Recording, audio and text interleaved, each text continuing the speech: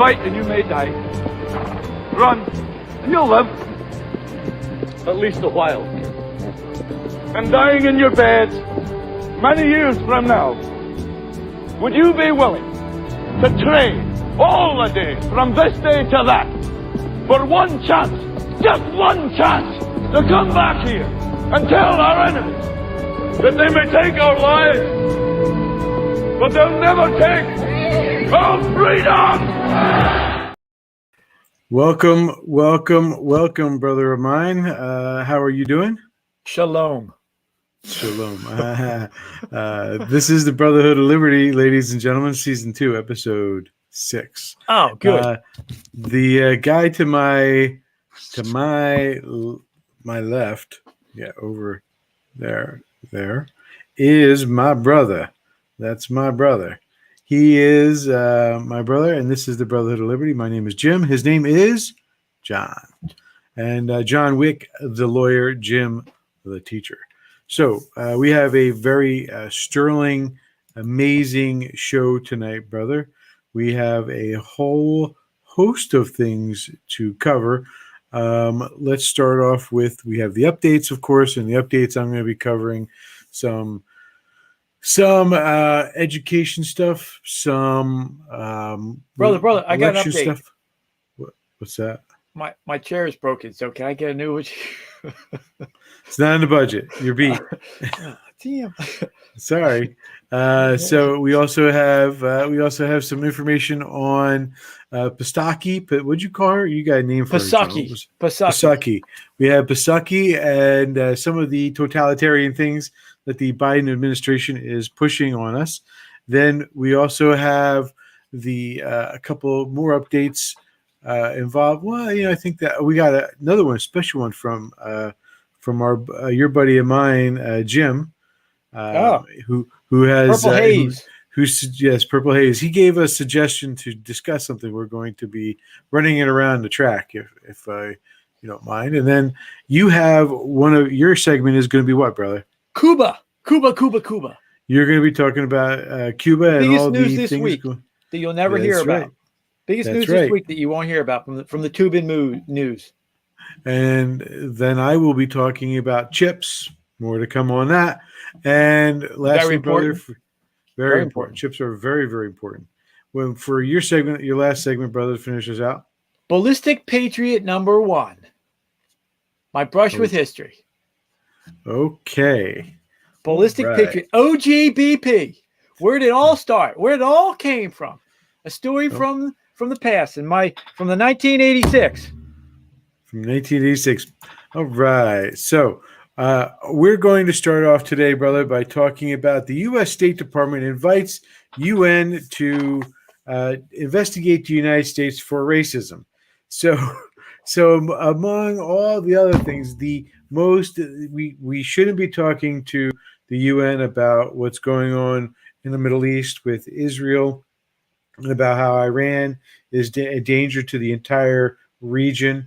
We shouldn't be talking about China and all those Uyghurs and forced organ transplants and all the criminal behavior or the genocidal behavior of China. We should not be talking about all the other issues in the planet that the UN is facing. Instead, what we need to focus on is the same thing that the Democrats are responsible for 100 years ago. They're still responsible for today, which is racism in the United States. So, it's just a question. It's a matter of time until they start lending the UN. I wonder if we're going to have peacekeepers, brother. If we're going to have peacekeepers coming through at some point to discuss with us what our racial policies are.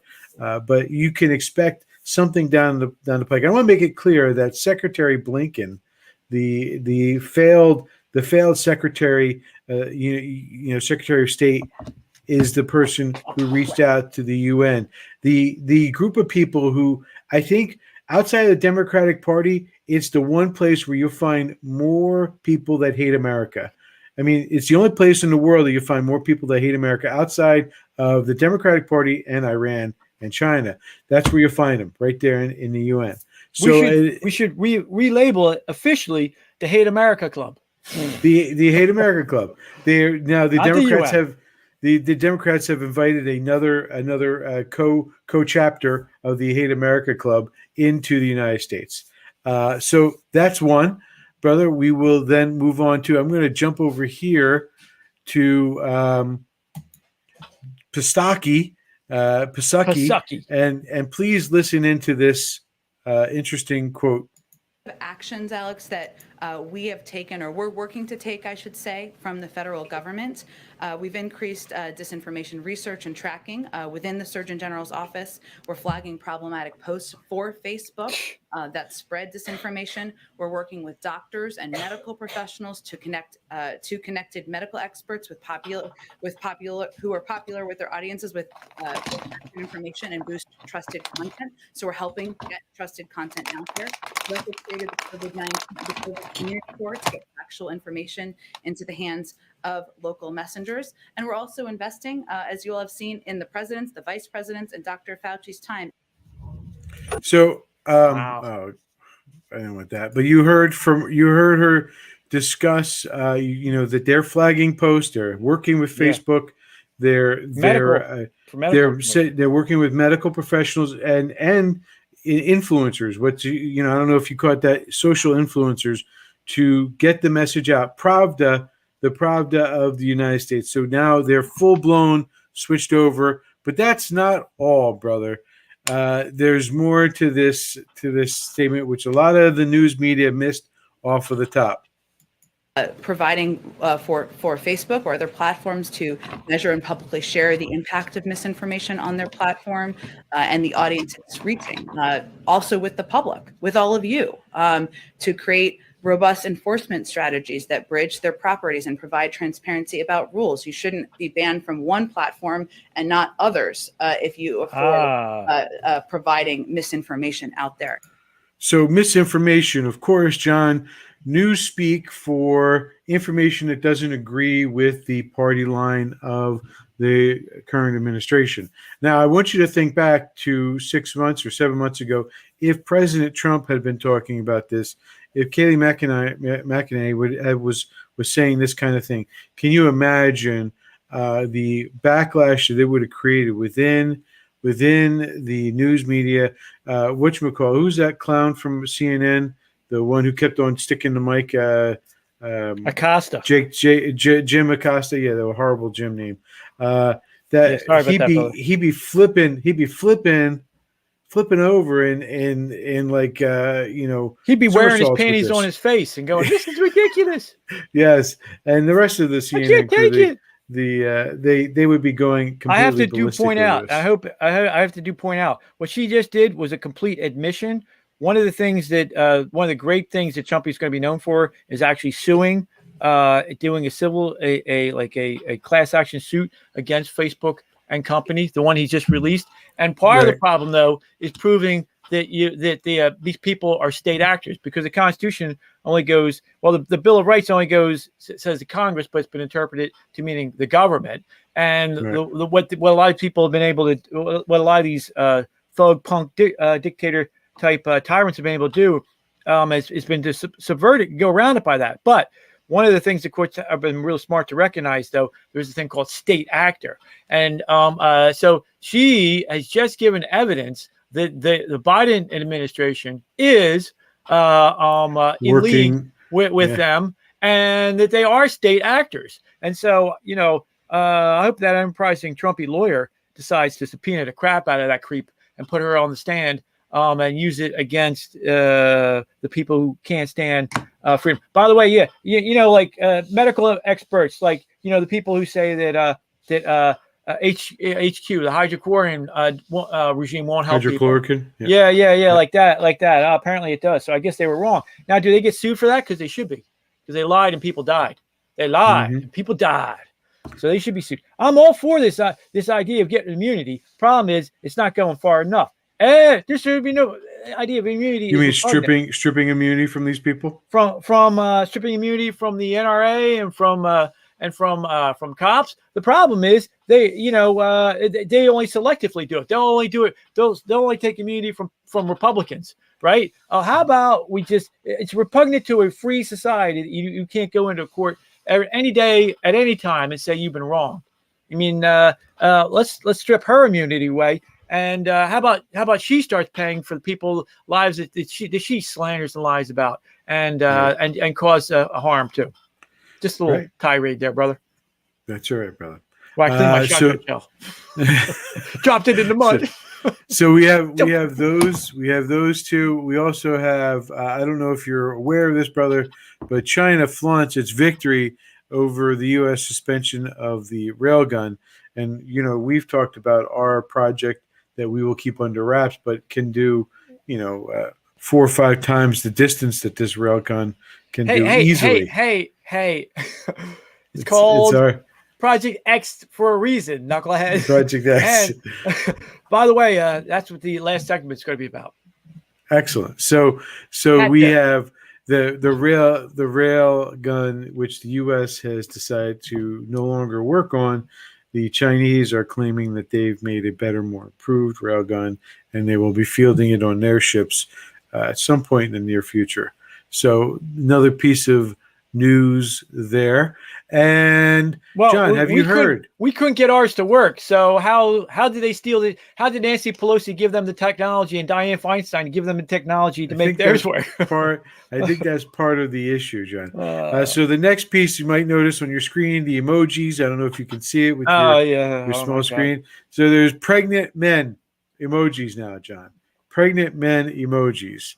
You can tell there's the little mustache, and I guess that's a guy. So you have emojis for pregnant men now on the Apple device. I mentioned hat tip to Matt Conway for letting me know this because it's on the Apple emoji. I'll have to look on the Android to see if it's there, to put some time in on that. So that is approximately, I think that's it for me, brother. One last thing I do want to talk about, and this is the thing that Purple Haze mentioned.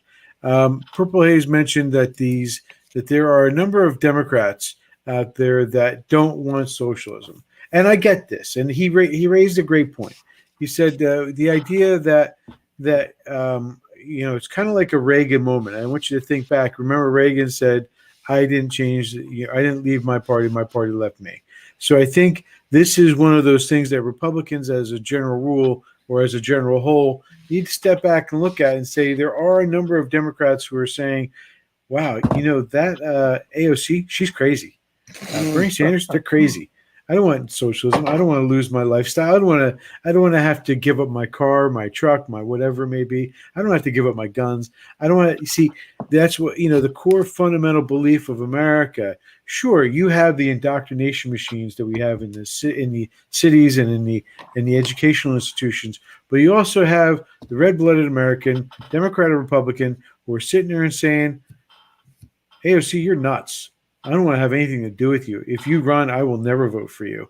But I think that what we need to do as a party is we need to start reaching out to the Democrats that are like that, because they're the ones that we can pull to our side. They're the ones who we can say, look at Joe Biden. He is completely not there.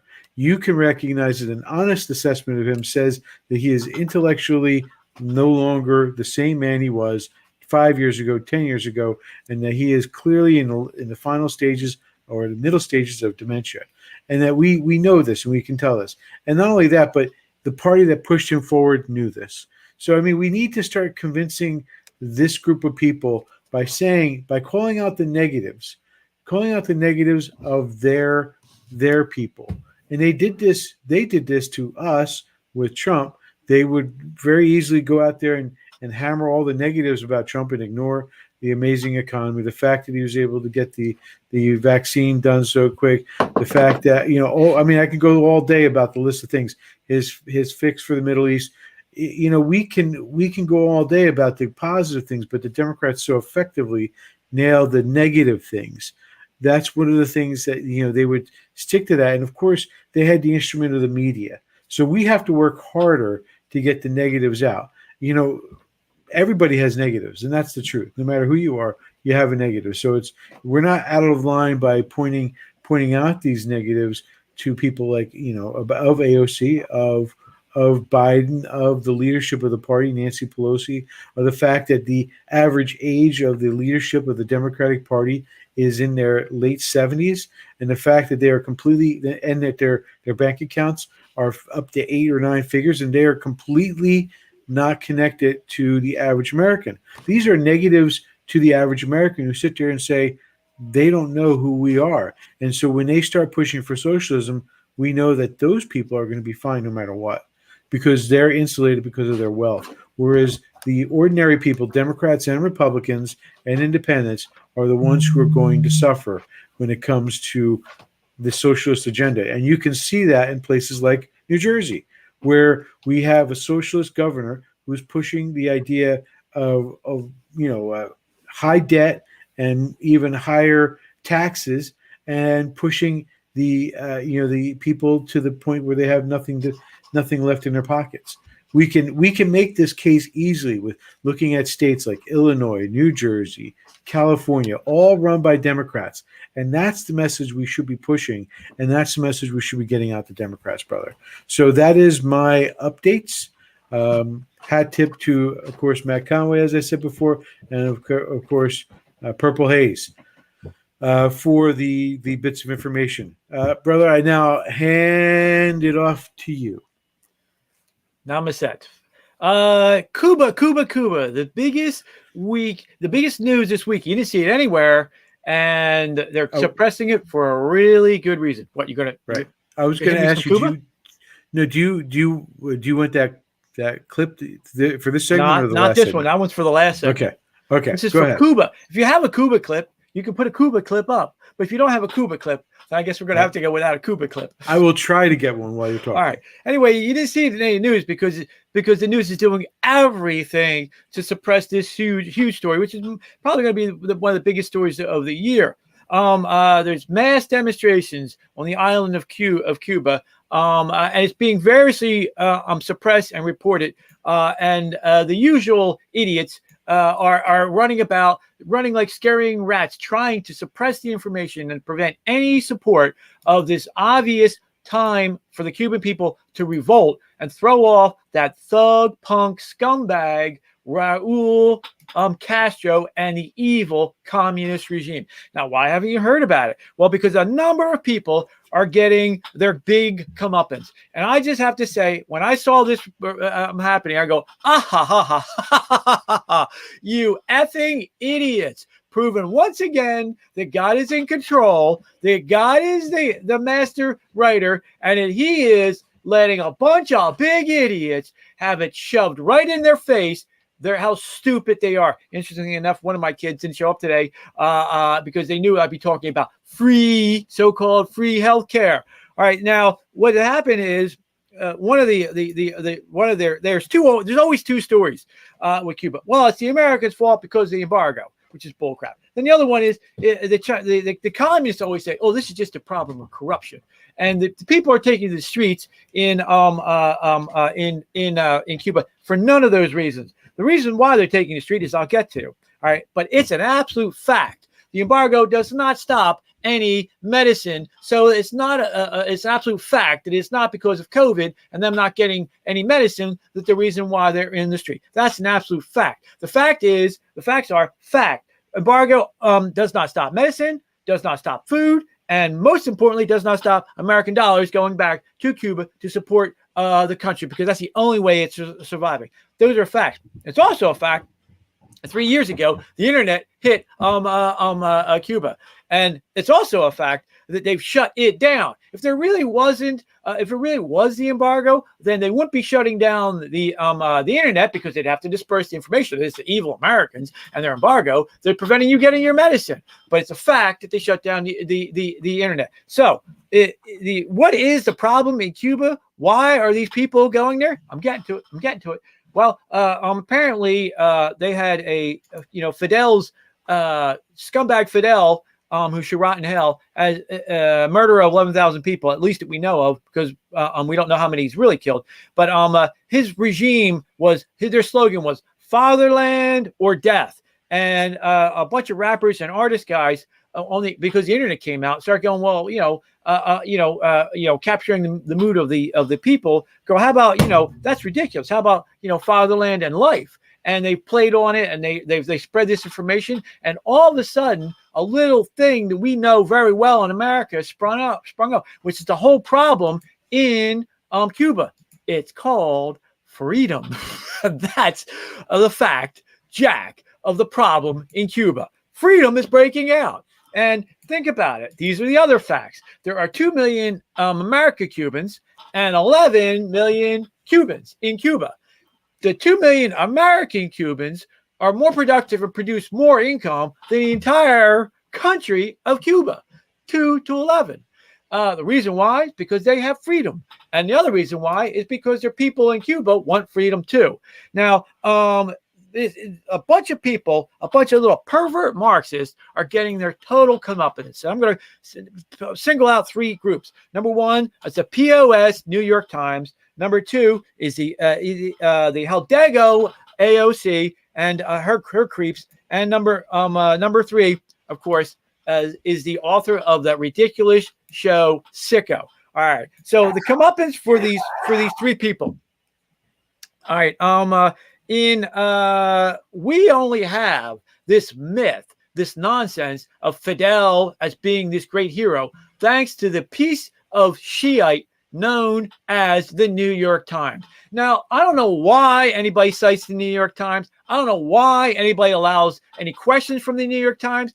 If any Republican sees them, they should immediately begin yelling at them and demanding they denounce the Soviet communists, that bum Durante who covered up the mass murders of the Soviets, the same for the Chinese, and most importantly, relevantly for this circumstances, the lie publishing that they did for Fidel Castro and that scum Che Guevara, that mass murdering nut job Che Guevara, right? Now, so if it wasn't for them and the revolution, the masses of the world would know what these creeps were about. And so this is a full repudiation of the nonsense of the New York Times, the POS of the New York Times. Now, we were talking a little bit earlier about somebody who lose their immunity protection, somebody who should be able to sue in court. How about all the Cubans who have suffered under this regime over the last 40 years, 50 years,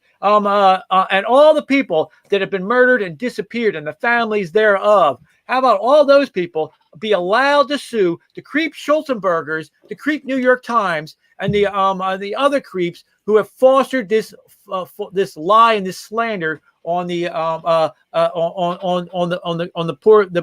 poor people, Cuban people? How about they have to pay for the lies that they told in pursuit of the lie publishing of good old Fidel? So that's the first group that has been exposed this week as a bunch of morons. All right, now the second group are the out-and-out communists. Good old AOC. Now, I call her a Hidalgo. Now, why do I call her Hidalgo? Well, we as Italians were called Dago our entire lives, which is a corruption of the British Navy to when they saw Italians or Southerners, they just considered they're all Diegos and called them Dagos. But Hidalgo, though, is actually a term of minor nobility. That's what they call the spoiled, out of control, minor nobility in Spain. And these are the idiots and the jerks who were running around when Columbus was trying to convert all the Indians and raping them, doing all kinds of mass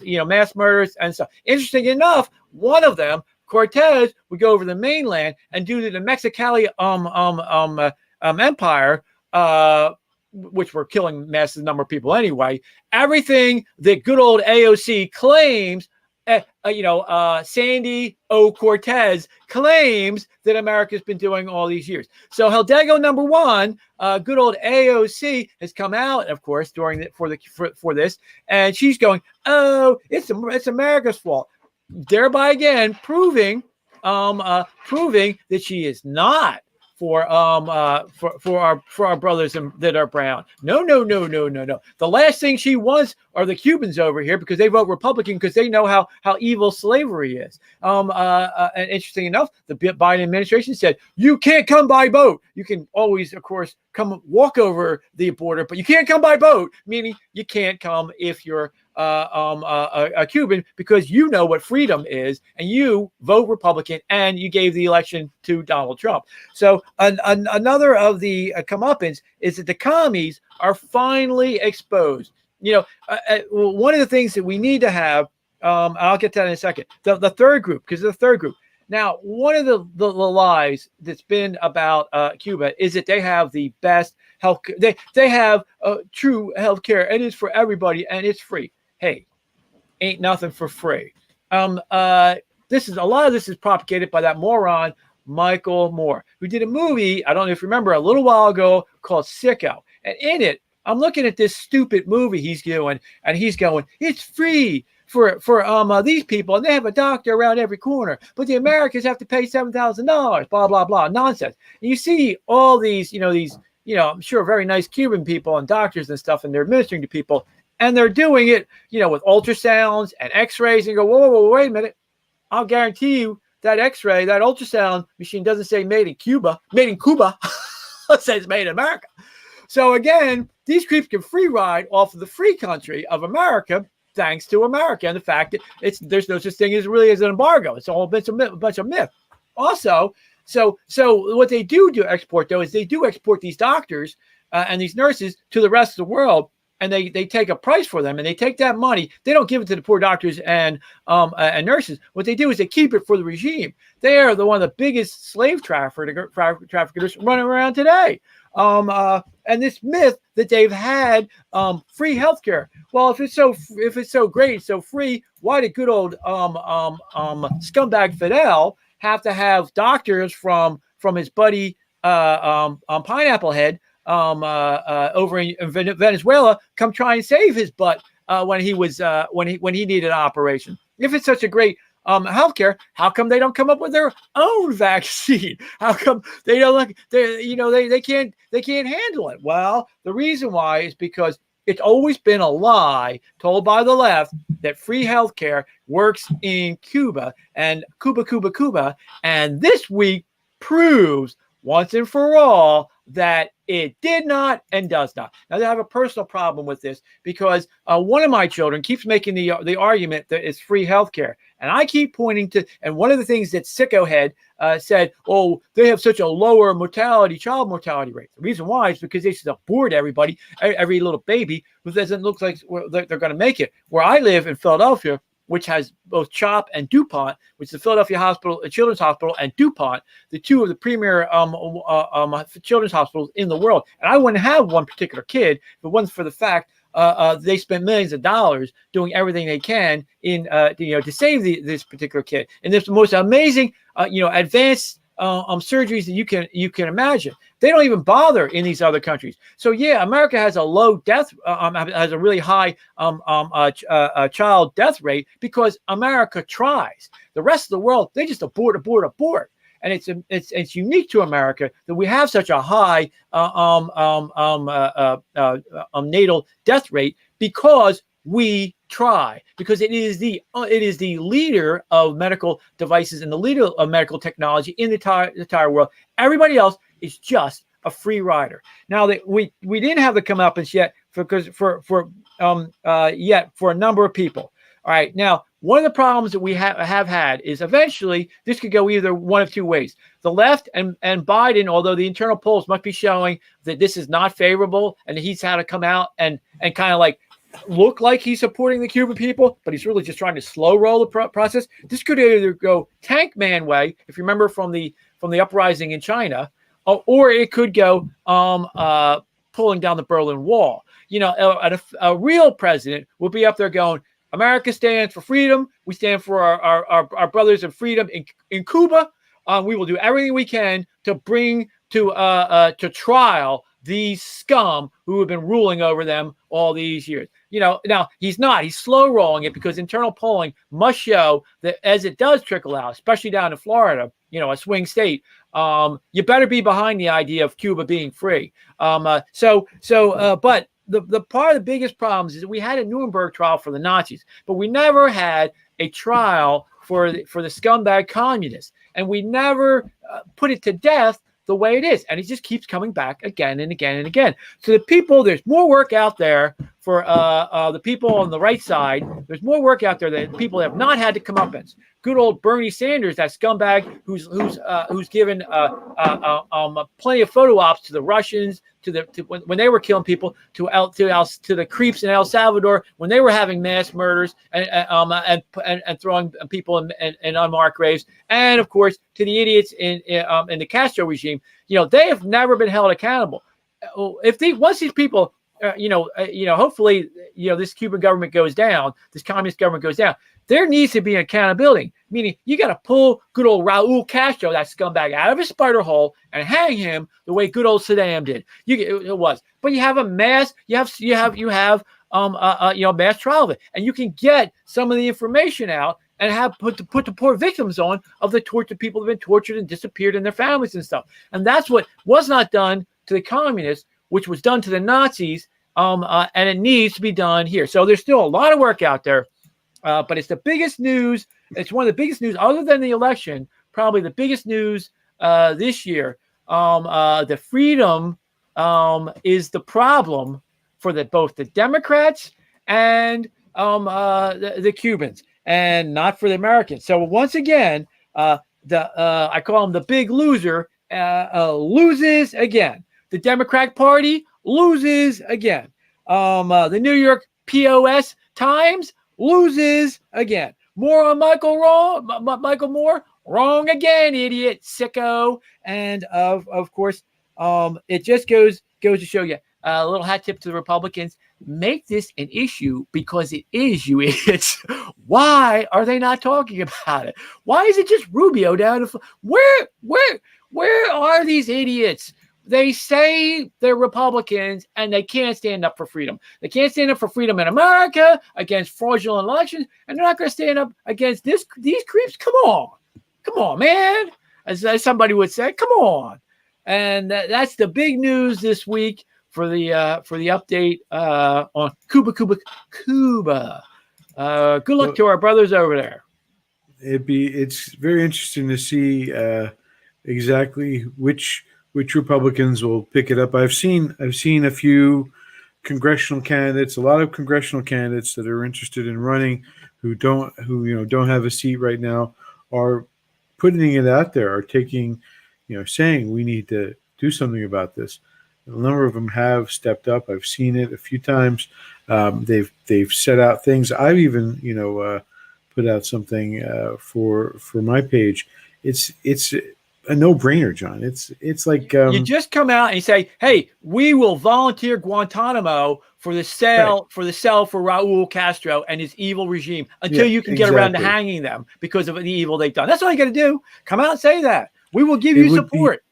It would be incredibly brilliant. Turn the internet back on. Turn the internet back on. We should be able to turn that back on. But John, there's even more to it that we could do. We could be helping these people out in other ways, and they need help. They need an alternative. They need to get a voice out there, and that's where we could definitely help provide the voice for somebody who is a good candidate to help get the people to coordinate. They need coordination.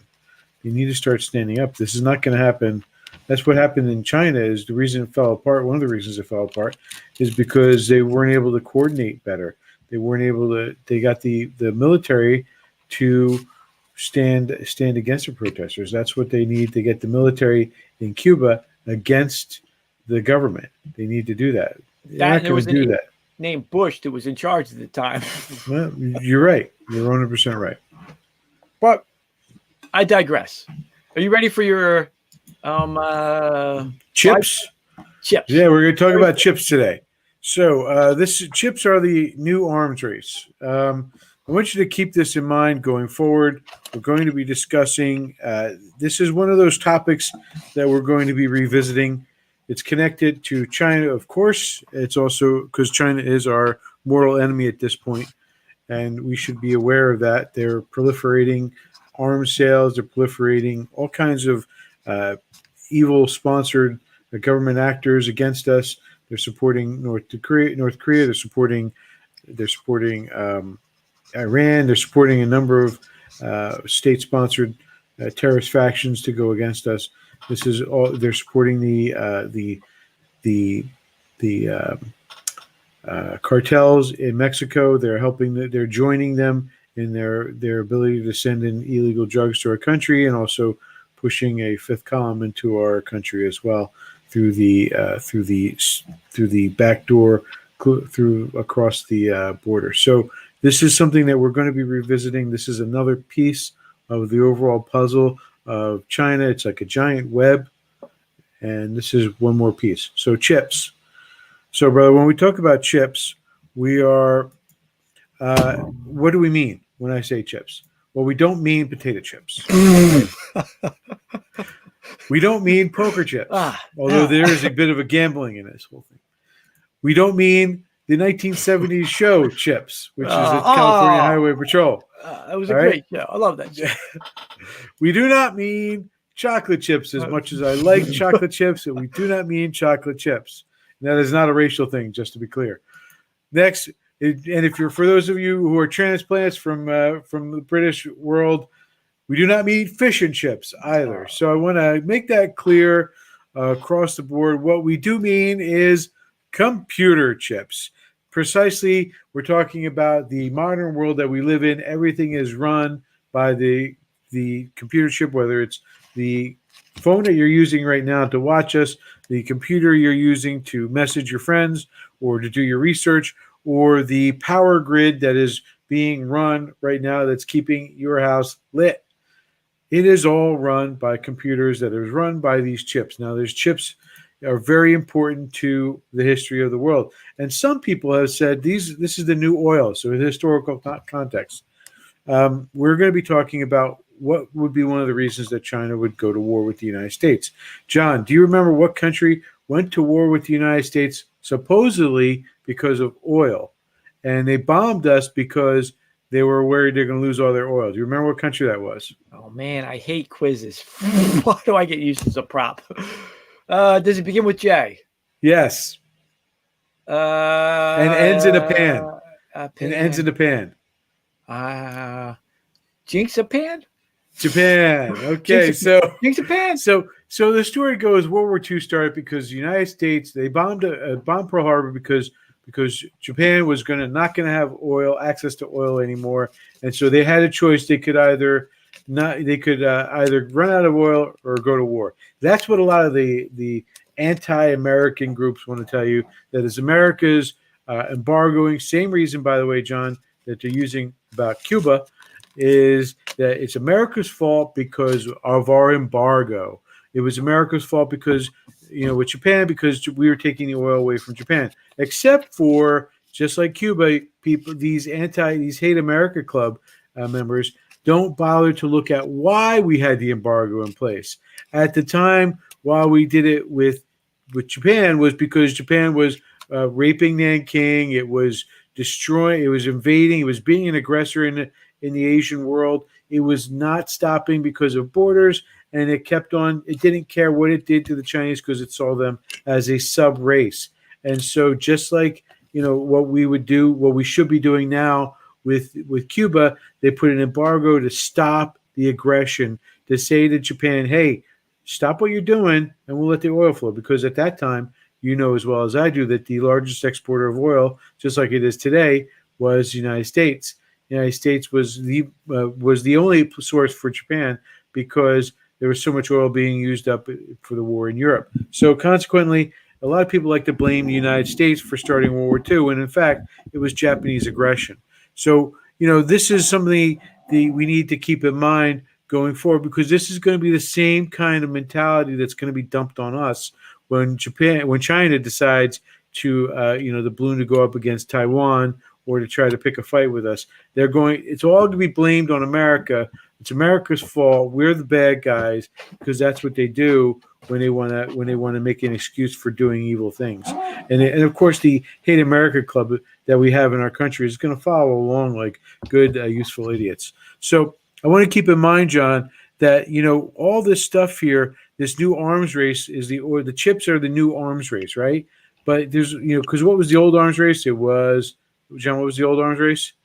You didn't tell me before the show, so I don't remember. Nuclear weapons, John. Come on, nuclear weapons. Nuclear weapons. If you say Remember, so. Reagan said, "Hey, we've got these nuclear weapons. We're holding on to them, and they're just there as a If you deterrent, say right?" So, Stealth. How John, about I stealth? don't mean All right. John. When I say nuclear, I don't mean nuclear power. Okay, what do I mean? I mean nuclear bombs. We were always threatening that we were going to go to war. The idea of MAD. This was important to America.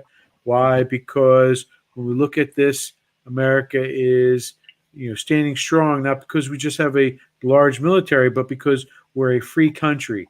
And part of that freedom allows us to be an advanced country. So let's talk about Chinese aggression will cause the war of the next war, and it won't be from America cutting off the flow of computer chips. It'll be because China, as you know, brother, thinks that the entire world, under the mandate of heaven, the entire world, everything under the sun is Chinese territory. So ultimately, their acts of aggression are going to be based on that knowledge. That's saying we're going to conquer the world, and that's it. They're going to say we have every right to Taiwan. We have every right to Russia, to Siberia. We have every right to Africa. We have every right to the Americas because everything is under the sun is Chinese by right. So, brother, today, what is the deal with the chips? What I mentioned that these computer chips, what's the deal with them? So some of the information that we need to know is where are the most of the chips come from Taiwan. 92% of the chips that are made, the high end of the chips are made in Taiwan. They're the best chips. They're the most capable chips. Now, so you measure chips by size. And so if you want to look down at the smallest is 5 nanometers, which just a little bit of information by next year, the Taiwanese expect to be able to make a 3 nanometer size chip. Now, to be clear, the size of the COVID vaccine, COVID virus is 9 to 12 nanometers. So you're looking at incredibly tiny chips that are being produced that are helping to run everything. So the biggest two producers are South Korea with Samsung and Taiwan with Wait a minute. TSMC. How small they are? 3 nanograms? 3 nanometers. Is that nanometers? Nanometers. Is that still? Is that about the size of Fauci's brain? Probably. Can it pass through a mask? I'm not too sure, but yes, they can pass through a mask. So I want to make sure that when I said 92% of the high end ones, that's the 5 nanometers or smaller, that comes from Taiwan. But South Korea does a really good job. They do a whole bunch. They're doing a very good job, but they're more mass production with Samsung and other types of productions. So why is this so important? Well, the United States is at 10 nanometers and China is at 14 nanometers. China is way behind because the reason why Taiwan's able to make such small chips isn't because they have the intellectual power on their campus. The reason why is, and they don't have the ability to make the machines to make those chips. The only place that has the ability to design the software, design the hardware, to make the chips, and to actually come up with how to make them is the United States, John. So we are the ones who are actually capable of doing the very small chips. China can't get past 14. So they don't have the ability to do any of that. They're buying their equipment from us to build what they're making. So why are we selling to them? Oh my God. Well, that's part of the problem. The idea I want to keep in mind that Taiwan may be the manufacturing hub, and they're talking about expanding. They're actually in the process of expanding in Arizona to have a production facility there along with Intel. They're planning on doing that there. Taiwan is planning on doing that. And to be precise, TSMC, which is Taiwan Supplies of Microchips or something like that. They are planning on building in Arizona, which would be great because then that would give us a guaranteed supply. But it also makes sense because we're all that brain power coming from. It's coming from here. So China is 15 years at least behind us. Really? But they're 15 years. John, it takes an incredible amount of money and technology to get to this, to get to where we are. So much, though, you'll note that if for some reason we didn't have Taiwan producing, like say China took it over tomorrow, it would take us, the United States, we understand that we're the ones, the brainchild behind it, we're the ones who build the machines. It would take us 3 to 5 years and Wow. $350 billion to Wow. make up what Taiwan has been doing for years.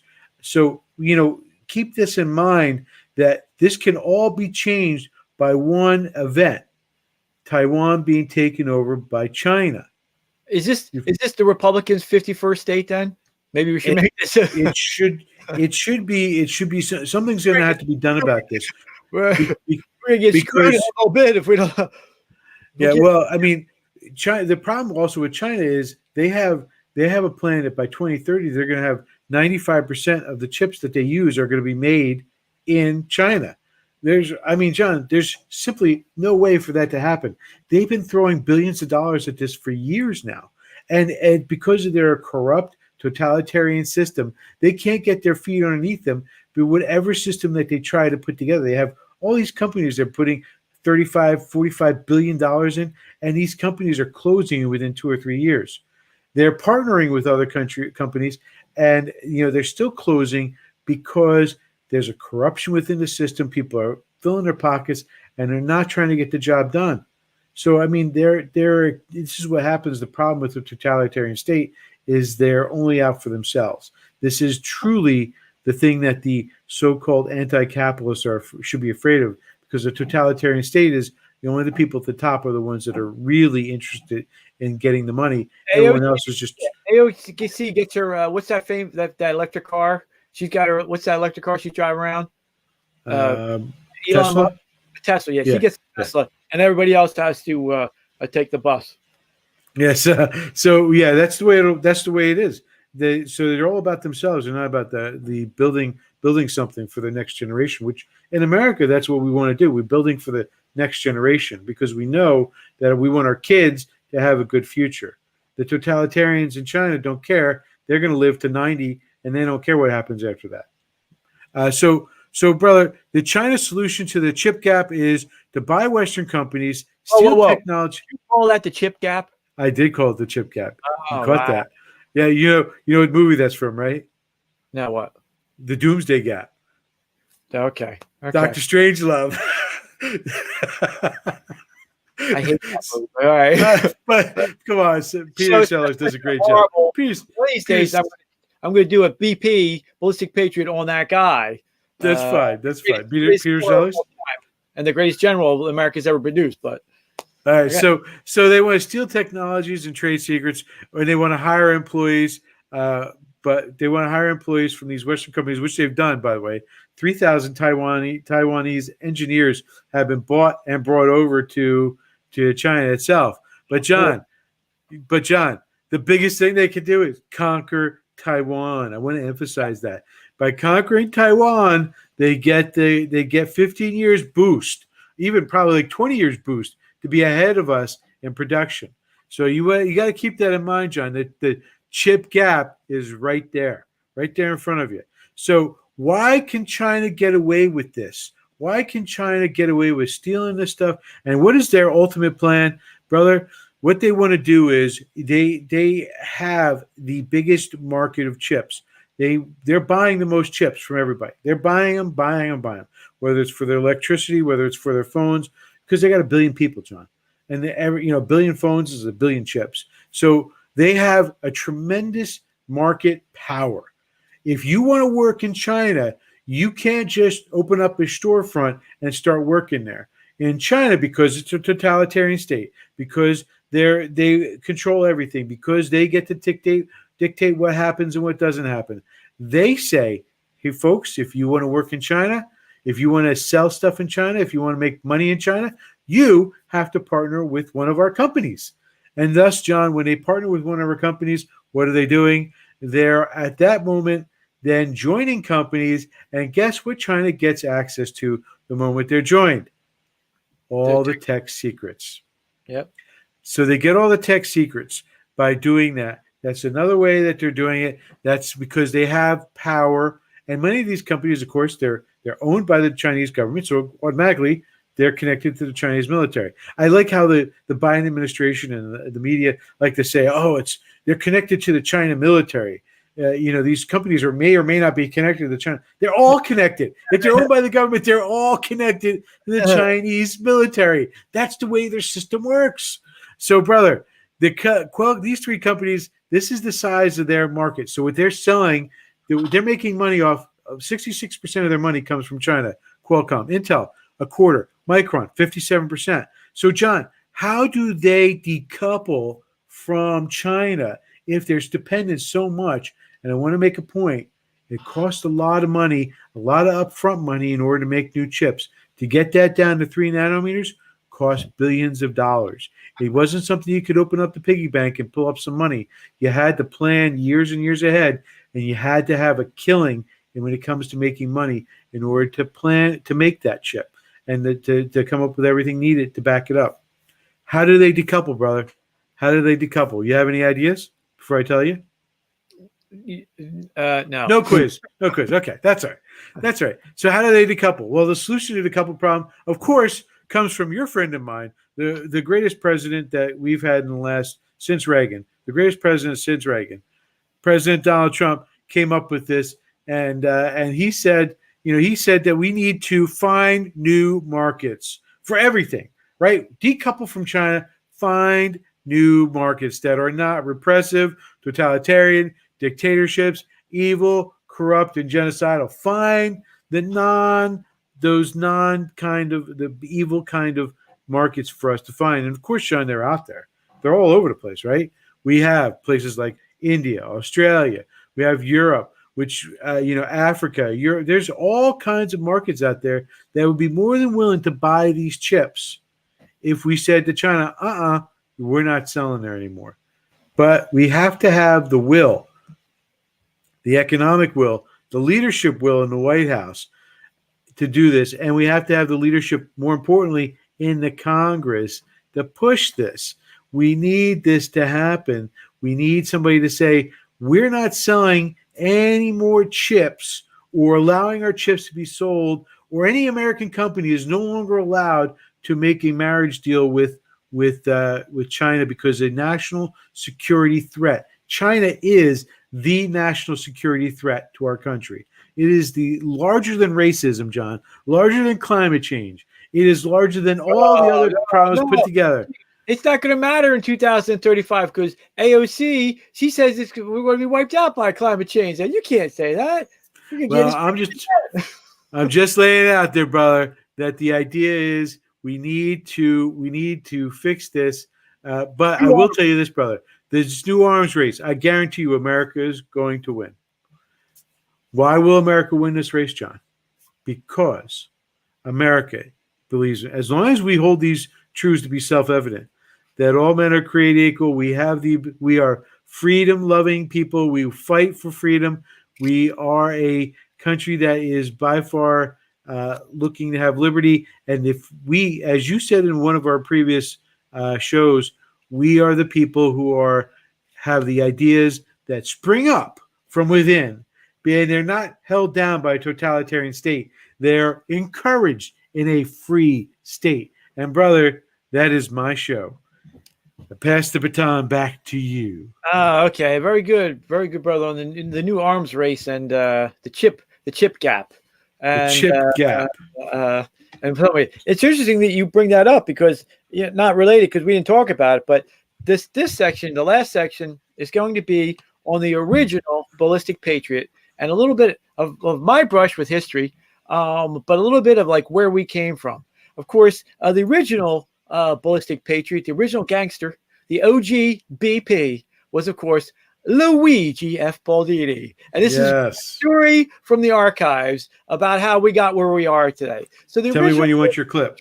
I'll get it. Okay, I'll tell you. So the original Ballistic Patriot was Luigi was a ballistic physicist for the United States Army. Not only was he a ballistic physicist, he was one of the leading ballistic physicists of all time, and for the Army. What happened was in 1959, Sputnik went up, and we got caught with our pants down around the ankles because the Russians beat us to space. And so And there was an intellectual movement in the United States military that was kicked off by Sputnik.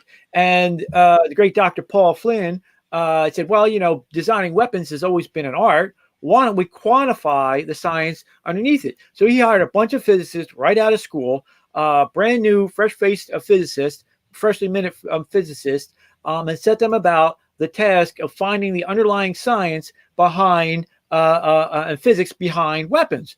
And this turned physics, ballistics into an applied science. And of course, Luigi and his mates were the core of it. They were the ones that were deciding, and they would start from ground zero to figure out, for example, what's the best what's the best shape that penetrates. And they use vacuum tubes, they use X-rays, they use evacuated tanks, and measured everything and tested and found, of course, the long rod penetrator, aka an arrow, is the greatest thing, and everything else that went along with the science, the applied science of terminal ballistics, interior ballistics, and exterior ballistics. Well, then of course they unleashed these geniuses, and this is the best generation. This is their uncles and fathers believe, just like this is the Kennedy generation. You know, ask not what your country can do for you, ask what you can do for your country. And rather than being rich, they sacrificed their lives and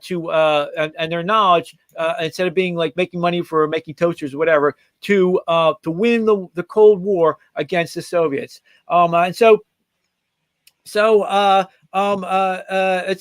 He then went on, of course, to design a bunch of weapons and also to do a lot of the most advanced science that was ever done for the Army. His claim to fame was he was in high velocity. He has the record for the scientific record for high velocity through gunpowder, which is 13,000 feet per second. Which, to put it in perspective, you know, a 45 is a slow moving handgun round. That's about 800 feet per second. You know, a pumped up 9mm, it's called a plus P 9mm, is around 1,300 feet per second. You know, a Magnum 357 shoots. The reason why it's a Magnum is because it's 1,500 feet per second. A high velocity rifle is shooting 3,000 feet per second, and of course, an M1 tank gun is shooting at an unheard of 5,000 feet per second. It's why when it shoots the depleted uranium rounds, it sets steel on fire when it goes through Russian tanks. So now you started the show with the railgun. The railgun was shooting a good 5,000 per second. Now, it was originally started for what they call SDI, which is a Strategic Defense Initiative, which is also lampooned by the idiots on the left as Star Wars. But the original goal for that was 28,000 feet per second. And the OGBP, the original Gangster Ballistic Patriot, managed to achieve in 1970s 13,000 feet per second, literally half of what the United States of what the target goal of 28 was, and still twice plus what they've been able to produce. And the Navy just scrapped in your update about the 5,000 feet per second. So anyway, this is a little bit about my brush with history. Now let's go back to 1986 and the Cold War. Reagan comes in. He re-ups the military. Patriotism breaks out. The economy he cuts taxes. The economy takes off just like good old JFK would have done. And America is winning, and we're winning big. And the Soviets cannot compete. So they look around the Politburo and they put up their greatest idiot, Gorbachev, and he's going to reform the Soviet Union, right? But he's got a problem because they are losing out big time to the Americans, and so they create they go to the he has the Reykjavik summit over in Iceland, and Reagan gets there, and he gets there, and he literally offers Reagan to ban all nuclear weapons, right? And all he requires is that Reagan give up the SDI, the Strategic Defense Initiative, because Reagan, one of the things that he'd done, he said, not only are we going to, get the B-1 bomber, upgrade all our missiles, get the M1 tank, all these other things, and redo the American military.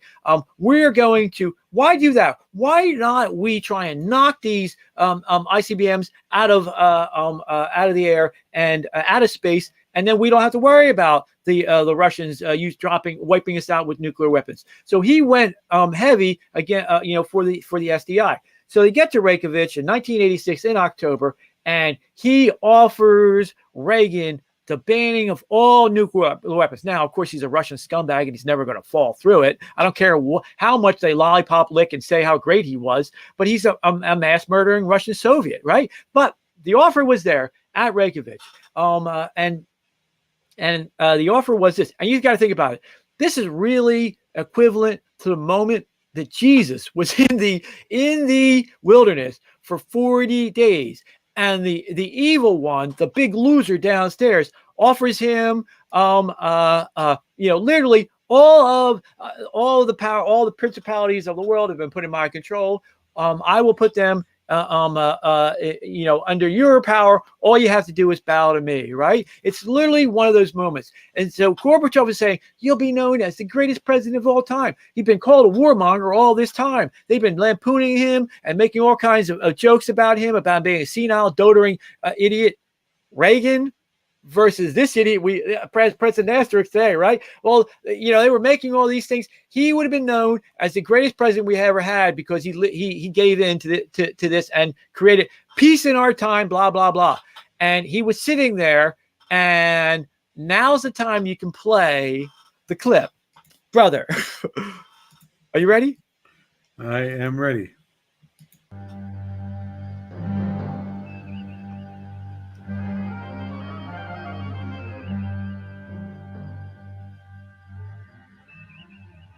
Not chess, Mr. Spock. Poker. Do you know the game? Ship to ship. There you go, brother.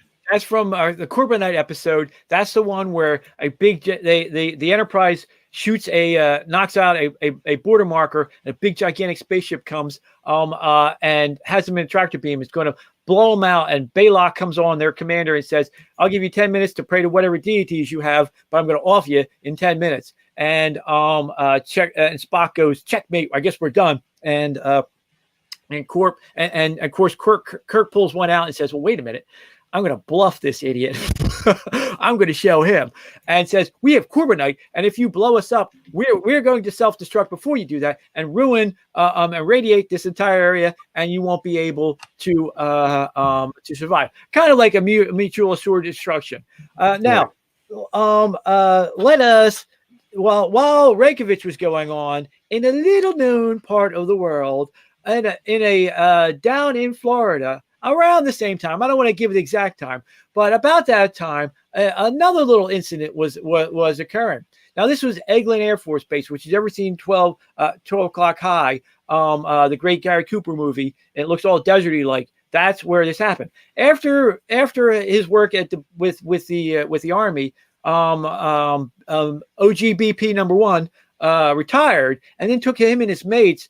Then spent about 20 years putting on education and training seminars for the engineers and the physicists to bring up the next generation. And so one of these, as you know, brother, we got to tag along and flip the view graphs and hang out with the geniuses who have given us everything from all the great weapon systems and the freedom that we have to the Sierra book, the great Dr. McCoy and reloading, who started the reloading phrase. And these are the greatest men in the field of ballistics, right? So anyway, I think he was down there with Hal Swift, who was in hypervelocity weapons for gas guns. It's an experimental gun where they shoot a big projectile into a little plug and that squeezes a lot of gas in there, and then that the light guns have high velocity. That's one way to do it, but it's impractical to use. Great for science, but impractical to use for weapon system. Anyway, at that time he was down there with that, and he's giving a seminar to a bunch of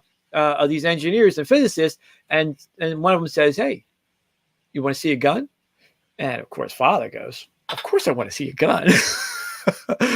And they take him on to Eglin Air Force Base. Now, of course, I think he was at one point at GS-16, but there's nobody. He was literally in charge of all the experimental ranges from Aberdeen, Picatinny, and Frankfurt at one point in his career. So, I mean, yeah, he probably didn't have a security clearance at then, but everybody knew who he was because he was literally the guy for ballistics for the United States Army. So he comes up to the Air Force Base and he goes, "Oh, we're going to show you this super secret gun that nobody else in the world can see." And it's, "Oh, it's Lou Baldini. Okay, come on in." And then he goes, and he says, "Well, who's this guy?" He says, "Oh, it's your son." so I got to go in and see this a fold in front of me because it's literally Lou Baldini, right? So anyway, we go and we see what good old RR has cooked up for the Soviets in Eglin Air Force Base. I get to see a Star Wars gun. Okay, so we go to the first building, and it is literally a warehouse filled with AC Delcos, which is GM's one-day production of batteries, car batteries. And these batteries are arrayed in like racks of 12 feet with guys with little white coats. They're literally going up and down the racks, opening them up, and there's 5 batteries deep, popping up all the tops and pouring in water to keep this in.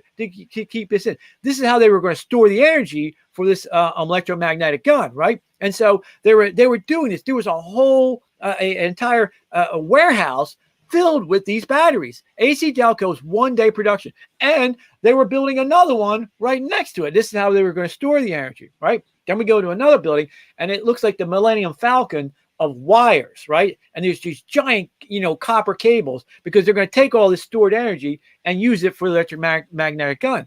Then we go to another building, and my father's looking at this, the old man's looking at this, and he's going, wow, this is freaking amazing. And I'm going like, wow. And so you go to the next building, and then this is when the old man's spider sense is like he immediately got like tense, like super tense, and he got hot under. I've never seen him like this mad professionally. But anyway, so they start showing us the facilities in this next one, and then they show us the control room, and it's got a 1-inch piece of tank armor. And he goes, "Well, wait a minute. At 13,000 feet per second, you're getting twice that. For my gun, we would do it behind 3 inches of rolled tank armor and concrete bunkers, and we would do it outside and after we fire it could blow up." And I remember him firing this guy. I remember going to the range and watching him fire this. And you always wait because you with that kind of pressure, that kind of speed, you can blow it up. It's going to take a while to come back down. It's going to go boom. It's going to come up. So it would be like, don't move yet. We just got to wait to see if it comes back down.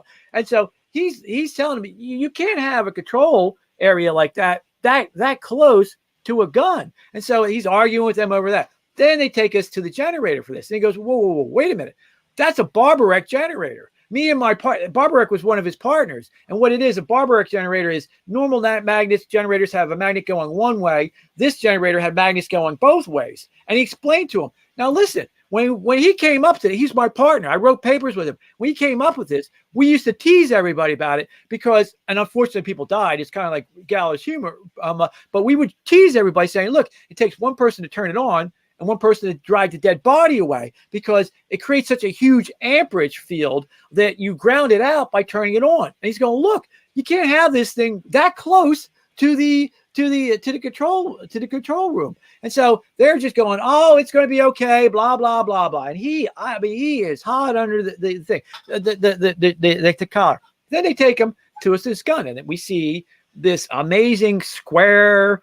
It's about the size of the 40 millimeter cannon that he had, like a long table. But he's looking at it and he's going, you can't have that much pressure on little rubber patties. They have this, it looked like spider patties. They were rubber patties. And I can remember, and we have pictures for him and his gun, and he had nuts literally this size that they would crank down after they fired it because that much pressure, that much velocity out of a 40 millimeter cannon is going to, it's going to roll the nuts off.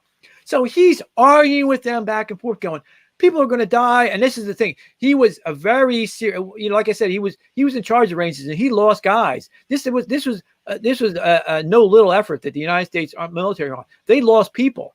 And they're the unsung warriors and heroes, of that time. But they lost people. He lost men directly under him from the high-end science and high-end weapons testings that they were doing. And so he's arguing with him, and he's looking at me and his argument. Finally, he goes to look at this gun, and he looks down the barrel, and I see him stop, and I see him a big smile break out on his face, and he turns around to me, and he says, "They never fired it, and they never will. It was all just for show." It was all just for show. Probably, this was 40 years ago. Probably for the first 20 years, it was just for show. It was all just for show. And one of the maybe 6 people in the entire world knew it was all for show. And of course, because he was a patriot, didn't say anything about it and went about his way. And that's the story of the original ballistic patriot and an idea of where we came from. But it's not chess, John. It's poker. It's poker sometimes, right? Good old RR. Now they're up in heaven. I'm sure kicking back with a cold one. Yeah, definitely. Well, brother, that's our show. Do you have any final parting thoughts? Of course. It's all good. Because God loves you. All right, brother. I'll see you next time. And until then, everybody remember, like, share, and subscribe. Tell your friends about us. If you've watched this far, please, please, please tell your friends about us and get the message out. The only way we're going to change the direction that we're going is if we get the message out to those people who are on, the middle ground, and those of who are on our side. We got to increase the enthusiasm and keep the fight going. All right, brother, that's it. Take care of yourselves. I'll see you when I see you.